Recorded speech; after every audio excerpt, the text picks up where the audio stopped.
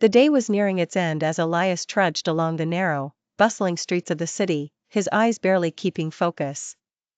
His shoulders hunched from exhaustion, each step a silent testimony to his fatigue. The glaring lights of neon signs blurred before him, mocking the clarity of his once sharp vision. Elias worked tirelessly in the labyrinthine office building that swallowed his youth daily. Every morning, as the sun rose, so did he, reluctantly lending his hours to the corporation that seemed more like a machine than a community. His job, though essential, was demanding, absorbing endless energy from his waning spirit. As the evening rush enveloped him, Elias reflected on the repetitiveness of his days, the cycle of yawns and corporate jargon. He recalled fleeting moments of lingering hope, dreams of travel, family gatherings on sun-drenched parks, and the thrill of discovery. Yet, these thoughts felt more like distant echoes, barely perceptible over the consistent noise of his work-dominated life.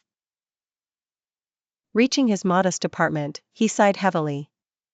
The silence greeted him warmly, yet the cluttered space seemed to reflect his tired mind.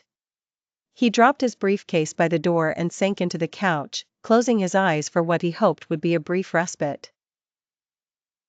The peaceful darkness began to unravel the tension knotting his muscles. In the haze of semi-consciousness, Elias imagined himself in a different world, one where time was abundant, and joy wasn't a luxury. He walked through this imaginary landscape of vibrant colors and familiar faces, free from the constraints that bound him in reality.